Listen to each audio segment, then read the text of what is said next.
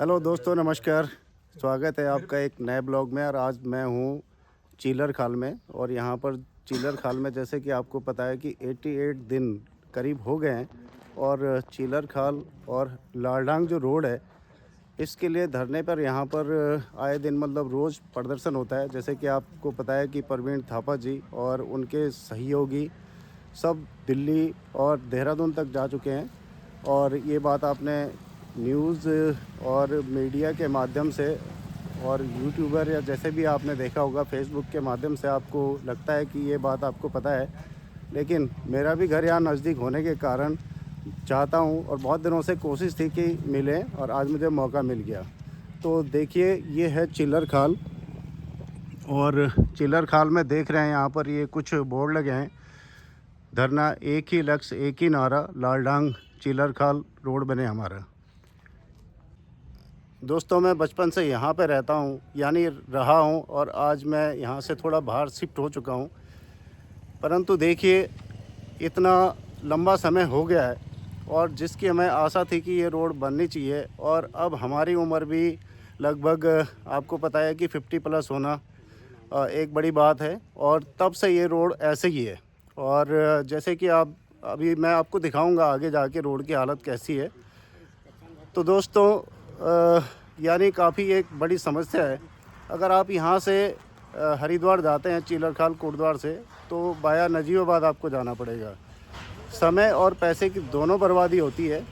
और देखिएगा, जैसे मैंने अपनी उम्र का बात बताया था आप लोगों को, तो अब ये बन जाना चाहिए था। और मेरे समय से बचपन से जो मैं देखते हुए आ रहा हूँ कि ये जो कंडी रोड है, इस पर गंगा बस चलती थी पहले, और ये भी रास्ता नहीं था। लेकिन ये रास्ता बहुत पहले बन जाना चाहिए था। और आज इस पर तो ट्रेन भी दौड़ती। लेकिन देखते हैं वो सौभाग्य हमें कब मिलेगा। ज़्यादा बड़ी बात नहीं करेंगे। लेकिन आज मैं यहाँ पर दिखाऊंगा कुछ धरने में जो बैठे हैं, और प्रवीण थापा जी हैं और उनके सहयोगी हैं। तो मौका मिला आपसे ज़रूर मिलाते हैं। तो दोस्तों देखिए, यहाँ पर सारी टीम है जो धरने में बैठी हुई है। तो बाकी की आगे के बात सबसे पहले लेते हैं प्रवीण थापा जी को।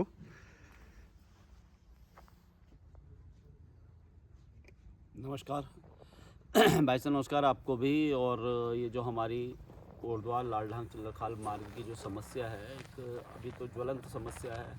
और बहुत ज़्यादा विकास इस पूरे क्षेत्र का होगा, और इस मार्ग के न बनने से कोटद्वार का विकास नहीं हो पा रहा है। और चुनावी घोषणा पत्र में हर नेता इस बात को रखता है कि लालडांग चिल्लर खाल मार्ग बनाएगा, लेकिन वो बस घोषणा पत्र में रहता है। उसके बाद कभी भी उस पर काम नहीं किया जाता है। मामला ये एनजीटी में था, और एनजीटी पे जो गया है वो हमारे नेताओं की वजह से ही गया है। और मामला अगर कोर्ट में है तो क्या कोर्ट में किसी चीज़ की कोई सुनवाई नहीं होती, कोई पैरवी नहीं होती? क्या उस बात जो रोक है उसको हटाने के लिए काम नहीं किया जाता? तो हमारे जनप्रतिनिधियों ने कभी भी इस पर काम नहीं किया। और 25 वर्ष का समय हमारे उत्तराखंड को बना हुआ। अभी इस ये जो मार्ग की मांग जोर पकड़ी है, और लगातार लोग यही चाहते हैं अब तो कि लाखों की संख्या में लोग हमारे साथ जुड़े हैं, और वो यही चाहते हैं कि इस मार्ग से कम पे कुछ भी नहीं है। आज चिल्लर खाल में 88 दिन से हम धरना दे रहे हैं, और अपने जनप्रतिनिधियों को बस यही कहेंगे कि हमें एलिवेटेड सड़क ही चाहिए। बहुत कोटद्वार ने जो है बुरे दिन देख लिए हैं। अब कोटद्वार को एक लालडांग चिल्लर खाल मार्ग सड़क चाहिए, जिससे कि कोटद्वार का विकास हो। कोटद्वार के लोग जो है अपनी सड़क से जा पाए, चाहे देहरादून जाएँ, चाहे हरिद्वार जाएँ, चाहे ऋषिकेश जाएँ, अपनी सड़क से जाएँ। और साथ ही साथ सिडकुल ग्रो करेगी, बहुत सारी चीज़ें का विकास यहाँ पर होगा। तो इसलिए हर हाल में ये मार्ग हमें चाहिए। आप सभी लोगों से बस यही कहूँगा कि वीडियो को ज़्यादा से ज़्यादा शेयर कीजिए, कि उन जनप्रतिनिधियों तक ज़रूर पहुँचनी चाहिए जो अभी भी जो है वो आँखों से बिल्कुल आँखें उन्होंने बंद की हुई, कान भी उन्होंने बंद किए हुए हैं, आँख कान दोनों बंद किए हुए हैं। तो वो उन तक ये बात पहुँचनी चाहिए, और हमें हर हाल में ये मार्ग चाहिए। बरसात से पहले ये हमें एलिवेटेड सड़क चाहिए। आपका बहुत बहुत धन्यवाद कि आप यहाँ पर आए और अपना समर्थन और अपनी बात रखी आपने कि ये रोड क्यों ज़रूरी है। तो सभी को ये बताना है कि जिस तरीके से लोग यहाँ पर आ रहे हैं, लेकिन मेरा समस्त क्षेत्रवासियों से ये अनुरोध है कि आप अधिक से अधिक संख्या में अपने घरों से बाहर निकलें और इस धरने में शामिल हों। ताकि, क्योंकि कोई भी जन नेता कहाँ तब झुकता है जब उसके सामने अपार भीड़ होती है। चंद लोगों के देखने से उन्हें ये महसूस होता है कि मेरा वोट तो मेरे पास में है, इसलिए इन्हें ये दिखाने के लिए आपको अपने घरों से आना पड़ेगा। हमें मालूम है कि आप चाहते हैं ये सड़क बने, लेकिन आप यहाँ पर नहीं आ रहे हैं, तो इसका भी एक गलत संदेश हमारे जनप्रतिनिधि जो चुने हुए हैं उनके पास जा रहा है। इसलिए अगर आपने इनको जगाना है, इन जनप्रतिनिधियों को, विधायक को, सांसद को, जो कि कोई आवाज़ ये उठा नहीं रहे हैं और न ही ये हमारी मांग पर कोई कार्रवाई कर रहे हैं, केवल एक हवाला दे देते हैं कि कोर्ट में केस चल रहा है, तो कोर्ट में पैरवी इन्हीं जनप्रतिनिधियों को करनी है और करवानी है, क्योंकि इनके पास में पूरा का पूरा महकमा, वकीलों का एक टोला है, जिसको कि इन्होंने साक्ष्य के रूप में वहाँ सुप्रीम कोर्ट में पेश करना है और इस सड़क निर्माण को करवाना है। ये सड़क निर्माण से जो है हमारे को शिक्षा, स्वास्थ्य, रोजगार मिलेगा, पर्यटन को बढ़ावा मिलेगा। ग्रोथ सेंटर है जो बंद होने के कगार पर पहुंच रहा है, उसमें अवसर मिलेंगे, हमारे लोगों को छोटी मोटी नौकरियां मिलेंगी। वो आज इस सड़क के अभाव से जो है वो भी बंद हो रहे हैं। तो मेरा यही कहना है समस्त क्षेत्रवासियों से, उत्तराखंड वासियों से, कि आप आएँ और इस रोड में सहयोग करें। जय हिंद, जय भारत, जय उत्तराखंड। एक ही लक्ष्य, एक ही नारा, एक ही लक्ष्य, एक ही नारा, एक ही लक्ष्य, एक ही नारा। वोट नहीं, रोड नहीं तो वोट नहीं, वोट रोड नहीं तो वोट नहीं, रोड नहीं तो वोट नहीं, अभी नहीं तो अभी नहीं तो।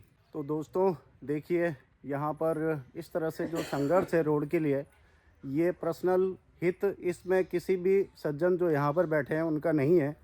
ये पूरा जो कोटद्वार की जो जनता है हमारी, सबके लिए है। और कोटद्वार ही नहीं, आप देखिएगा अगर रोड बन जाती है तो रामनगर या इसके आगे के जो भी लोग हैं सब जुड़ जाएंगे। और ख़ास तौर से जो हमारे उत्तराखंड के जो लोग हैं वो तो इससे आए दिन जुड़े रहते हैं और जुड़ेंगे। तो देखिएगा अब किस तरह से जो अपने उच्च अधिकारी या शासन प्रशासन, जैसे कि हम बचपन से देखते हुए आ रहे हैं और नागरिक शास्त्र में सब कुछ पढ़ते हुए आ रहे हैं, तो अब पढ़ाई का स्टैंडर्ड भी सुधर गया, तो रोड का स्टैंडर्ड भी सुधरना चाहिए। आम जनता जो है उसका जीवन भी सुधरना चाहिए। कहने का ये है कि पर्यावरण भी ज़रूरी है और वन्य जीव भी ज़रूरी हैं, लेकिन मानव जीवन को सुगम बनाने के लिए और किस तरह से बेहतर बनाया जा सकता है ये भी ज़रूरी है। मानव जीवन अगर सुरक्षित है तो हर चीज़ सुरक्षित है। तो देखिए दोस्तों, आज इधर से निकल रहा था तो थोड़ा देर यहाँ पर मुझे भी मौका मिला रुकने का, तो बाद में भी जब भी कभी टाइम मिलेगा तो मैं यहाँ ज़रूर आऊँगा। अभी मेरे पास समय की थोड़ा कमी है।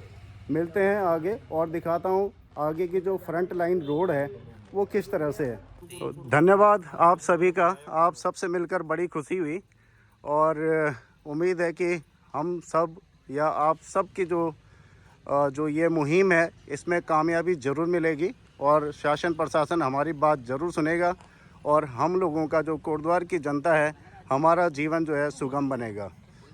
नमस्कार। नमस्कार थापा जी। दोस्तों निकल चुका हूँ मैं चीलर खाल से हरिद्वार के लिए और देख रहे हैं कि यहाँ पर जो रोड है थोड़ा सा ये ब्लैक टॉप हुई थी और इसके बाद फिर इसकी मरम्मत या इसकी रिपेयरिंग जो है वो कभी नहीं हुई है। और देखिएगा किस तरह से गड्ढों का सामना करते हुए हम आगे निकलेंगे। और चीलर खाल अब क्रॉस हो चुका है। ये जंगल का एरिया है जो 7-8 किलोमीटर का है। तो देखिए हमारी जो गाड़ी है वो ऐसे लग रहा है कि जैसे, अब आपको बताएं कि झूला कैसे झूलते हैं ये सब आप लोगों को पता है, लेकिन कहने का ये है कि ये रोड बहुत ही ज़्यादा ख़राब है और अगर इस रोड को अच्छे से एक हाईवे के रूप में तब्दील कर दें तो बहुत बेहतरीन हो जाएगा ये और काफ़ी सुगम लाइफ हो जाएगी कोटद्वार की, ख़ास तौर से जनता के लिए। और जैसे कि दोस्तों मैं कह रहा था कि यहाँ से जब हम हरिद्वार या देहरादून के लिए निकलते हैं, जो कि हमारा एक बहुत ही यानी ये कहिए कि देहरादून जो राजधानी है, हर प्रकार से काम वहाँ पर पड़ता है।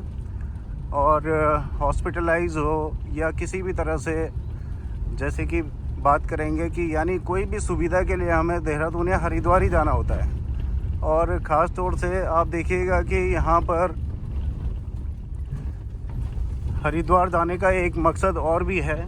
ऐसे तो लोग अपने जो गंगा स्नान या प्रमुख स्नान या महापर्व महाकुंभ जो भी होता है वहाँ पर गंगा स्नान के लिए जाते हैं। लेकिन यदि किसी की देहावसान यानी वो भगवान को स्वर्गवास हो जाए किसी का, तो ऐसे बॉडी को भी हरिद्वार में ही दाह संस्कार के लिए ले जाना होता है, जो कि हमारे धर्म के अनुसार, हमारी संस्कृति के अनुसार काफ़ी बेहतरीन और ठीक ही रहता है कि उस आत्मा को परमात्मा में लीन होने के लिए काफ़ी अच्छा रहता है।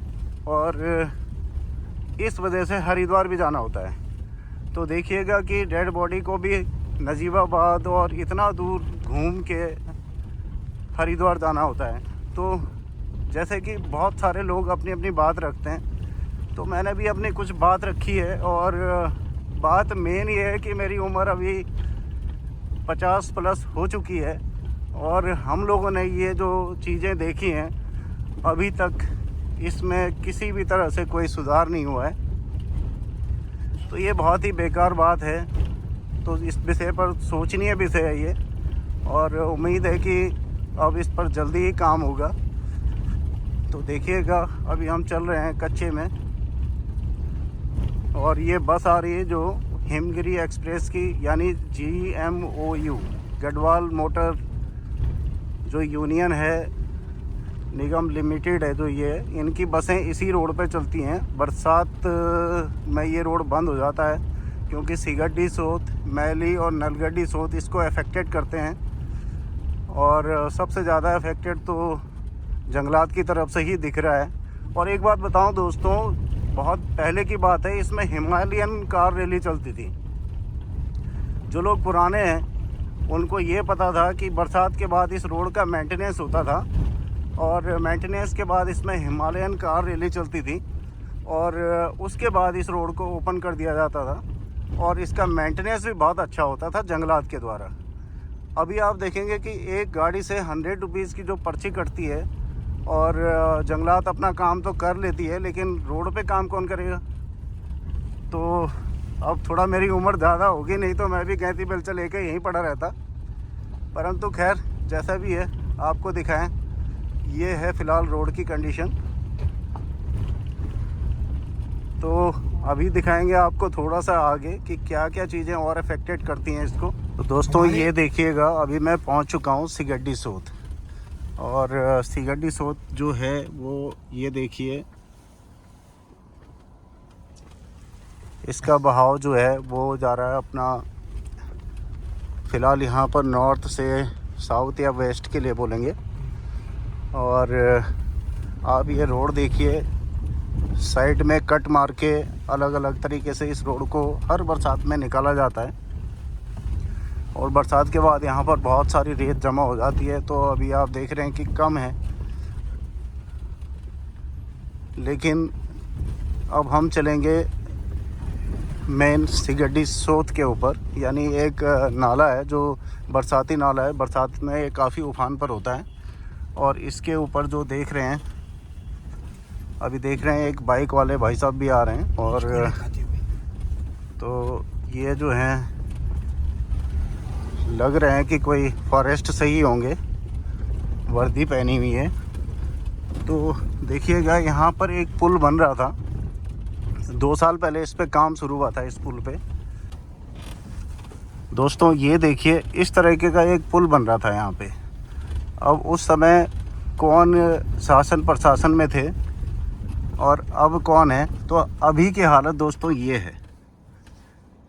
तो देखिएगा, ये जो पुल बन रहा था, अब इस पुल पे ऐसे बीच में जो खाने छोड़े गए हैं जो पानी की निकासी के लिए थे। लेकिन आपको बताएं, बरसात में जो यहाँ पर है, बड़े बड़े पेड़ बह के आते हैं ऊपर।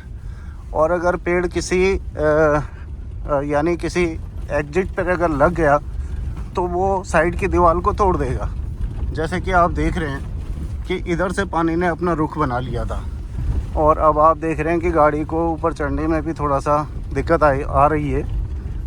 तो ये पुल पे काम चला था और इस जो पैसे का जो है वो काफ़ी इसमें वेस्टेज भी हुआ होगा, इसको कौन पूरा करेगा। तो देखिएगा कि ये फिजूल खर्ची थी और काम इस पे कुछ नहीं हुआ। तो अभी हम सिगड्डी सोत क्रॉस करने के बाद मैली सोत में आ गए और देखिएगा इन सब में पुल बनाने का जो प्रपोजल था और यहाँ सरियाँ वगैरह जो थी लग भी गई थी, तो बाद में फिर ये सब कुछ ख़त्म हो गया। और अब आप चलिए इन रोडों पर धक्के और झटके खाते हुए। दोस्तों मेरे साथ आज इस सफ़र में जो कुछ और भी लोग हैं जो सफ़र कर रहे हैं मेरे साथ में, तो देखिएगा एक पूर्व सैनिक हैं जो वो भी मेरे साथ हैं और मैं भी पूर्व सैनिक हो चुका हूं, तो उनकी भी राय जानेंगे और क्या कहना चाहेंगे। देखो सर, ऐसा है कि हमारे इंसानों के लिए हमारे जो है सबसे 3 चीज़ मुख्य चीज़ हैं: शिक्षा, स्वास्थ्य और रोजगार। अब शिक्षा की बात करें तो अब कोटद्वार में पता है कि इतने अच्छे स्कूल तो है नहीं। अभी बच्चे 12वीं क्लास करने के बाद उनको जाना पड़ता है देहरादून या हरिद्वार की तरफ जाना पड़ता है। तो नंबर 1 बात तो ये हो गई। अब जाने के लिए देख रहे हैं कि रोड की हालत क्या है, फिर उनको यूपी होके घूम के जाना पड़ता है। 25 साल हमारे उत्तराखंड को बने हुए हो गए, अभी तक हमारी अपनी रोड नहीं बन पाई है। यूपी होके हमको घूम के जाना पड़ता है। रही रोजगार की बात, हमारे सिगड्डी क्षेत्र के ग्रोथ सेंटर के अंदर जितनी भी कंपनियां हैं वो सब यहाँ से विलय कर रही है। क्यों कर रही है? इसलिए कर रही है कि उनको जो कच्चा माल लाने में दिक्कत आती है, उनको टैक्स देना पड़ता है यूपी हो गए 2 जगह। अगर उनके लिए भी ये रोड बन जाती है तो उनके लिए भी सुविधा हो जाएगी और हमारे जो जितने भी बेरोजगार युवा हैं वो सब यहाँ पर अपना नौकरी कर सकते हैं और अच्छा वेतन पा सकते हैं। अभी वो 12 घंटे ड्यूटी कर रहे हैं तो 6, 7, 8, 9, 10 हज़ार रुपये दे रहे हैं। तो जब कंपनी नहीं चल रही है तो भी तनख्वाह कहाँ से देंगे? उनकी भी मजबूरी है। दूसरी बात रही स्वास्थ्य की। स्वास्थ्य का भी यही हाल है कि जो कोटद्वार में बेस हॉस्पिटल बना हुआ है वो रेफर सेंटर बन के रह चुका है। ठीक है, जो भी मरीज हमारे यहाँ इमरजेंसी आपातकाल में जाते हैं तो सीधा वो रेफर होते हैं और रेफर होने के बाद कहाँ जाते हैं? या तो जोलीग्रांट जाएंगे या देहरादून में जाएंगे। तो अगर कोई भगवान न करे कोई ऐसा मरीज हो कि जो ज़्यादा ही सीरियस हो और जिसको जल्दी पहुंचना हो हॉस्पिटल में, तो वो तो अगर लगा लो कि अगर यूपी होके जाना पड़ेगा तो उसको 30-35 किलोमीटर घूम के जाना है। ठीक है, तो वो तो रास्ते में दम तोड़ देगा। और अगर ये हमारा ये रास्ता बन जाए तो ये तो बिल्कुल सुगम बन जाएगा हमारे लिए। ठीक है। हाँ, दूसरी बात, जो भी हमारे कोटद्वार के हमारे बीच के आर्मी वाले हैं जो दोबारा नौकरी कर रहे हैं, कहीं भी हैदराबाद कर रहे हैं, कहीं सुरकुल में कर रहे हैं, देहरादून कर रहे हैं, ठीक है, उनको भी बहुत मुश्किलों का सामना करना पड़ता है। वो भी घूम के जाते हैं। ठीक है, बरसात में ये दोनों नदियाँ आपने देख चुके होंगे दोनों नदियाँ ये बरसात में लबालब हो जाती है। तो ये हमारे ऐसे है कि गुज्जर लोग हैं जिनका दूध का सप्लाई है कोटद्वार में, वो भी यहाँ से चलते हैं लाढ़ांग से, उनको भी बहुत मुश्किलों का सामना करना पड़ता है। तो ऐसा है कि मानते हैं हम कि ये जंगलात के बीच का रोड है या एनजीटी का कोई इसमें वो है या कोर्ट में कोई इसका अभी, तो ऐसा है कि सुप्रीम कोर्ट जो होता है, सुप्रीम कोर्ट भी किसके लिए? जनता के लिए बना होता है। भाई जो जनता के हित में होगा वो भी तो कोर्ट मानेगा उसके लिए। जानवरों का भी मतलब जानवर हमारे से ज़्यादा वो हो गए, मतलब उनको ज़्यादा प्रायोरिटी दी जाए। ठीक है, उनको भी प्रायोरिटी दो, पर इंसानों को उससे ज़्यादा प्रायोरिटी देना चाहिए। ठीक है, अभी देख लो कि हरिद्वार नजीबाबाद और हरिद्वार के लिए कितनी एलिवेटेड रोड बन चुकी है बीच में कई जगह। ठीक है, ये तो बिल्कुल 10 किलोमीटर का पैच है, इसमें भी एलिवेटेड रोड बन जाए तो अच्छा है। जानवर भी अपना विचरण करते रहे नीचे, इंसान भी ऊपर चलते रहे। ठीक है, तो हमारी सरकार से यही गुजारिश है कि इसको जल्द से जल्द अपना कोर्ट में पैरवी रख के और इस रोड को बनाए जनता के हित के लिए। धन्यवाद। देखिए दोस्तों, इस तरह के विचार थे और बिल्कुल सही पॉइंट है ये। तो इन पॉइंटों को कई बार यहाँ पर उठाया भी जा रहा है, तो लोगों के अपने अपने मत हैं और सबका उद्देश्य और सबका फल और सबका हल एक ही है कि ये जो रोड है वो बननी चाहिए। और यानी जो मानव जीवन है उसको बिल्कुल सुगम होना चाहिए, तभी वो सभ्य बनेगा। तो उम्मीद है कब तक ये रोड बनेगी। तो दोस्तों, अगर आपको लगता है कि जंगल सफारी भी करनी है तो आइए इधर घूमने के लिए। और मिलते हैं फिर और आगे देखते हैं क्या है।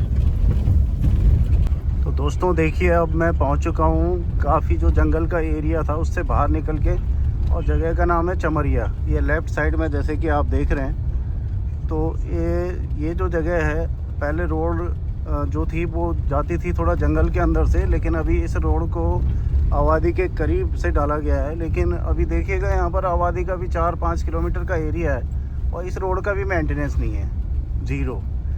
तो काफ़ी दिक्कतें हैं यहाँ पर, जैसे कि आप देख ही रहे हैं रोड की कंडीशन। तो ज़रूरी है कि ये रोड बनना चाहिए। खाल वाला जहाँ पर एरिया मैंने वीडियो में दिखाया था, धरने की जो जगह है, वहाँ से आप कोटद्वार जाएंगे तो करीब 13 से 15 किलोमीटर है। और उसके बाद नजीबाबाद आएंगे 25 किलोमीटर। उसके बाद आप नजीबाबाद से हरिद्वार आएंगे तो 50 किलोमीटर पड़ता है। जबकि चिलरखाल से टोटली हरिद्वार का जो टोटल डिस्टेंस है वो लगभग 45 से 50 किलोमीटर के आसपास है। और अगर ये रास्ता बन जाता है तो समय भी बचेगा, पैसे की भी बचत होगी। और गढ़वाल, कुमाऊं वगैरह ये एरिया देहरादून से, हरिद्वार से आराम से जुड़ जाएगा। और देखिएगा एक बस और आ रही है अभी। तो ड्राइवर भाई साहब भी जो हैं वो बड़े अच्छे से गाड़ी को डील कर रहे हैं यहाँ पर इन खड्डों में। और जो इन खड्डों से गुजर गया और रात को आराम से अपनी नींद सोएगा। लेकिन अब देखिएगा कि जो लोग इनोवा क्रिस्टा वगैरह का इस्तेमाल करते हैं, लैंड क्रूज़र वगैरह, इससे ऊपर की जो गाड़ियां हैं वो कौन लोग करते हैं ये आपको पता है। और उनकी क्या लाइफ स्टाइल है ये भी पता है। और उनको ये सब कुछ किसने दिया ये भी आपको पता है। बस सिर्फ आप और हम और आप जो है अपनी लाइफ स्टाइल को कैसे चेंज करें, हमें सोचना पड़ेगा। और इसके लिए एक ही तरीका है कि आप जोर लगाइए और तैयार हो जाइए इस काम में हिस्सेदारी के लिए।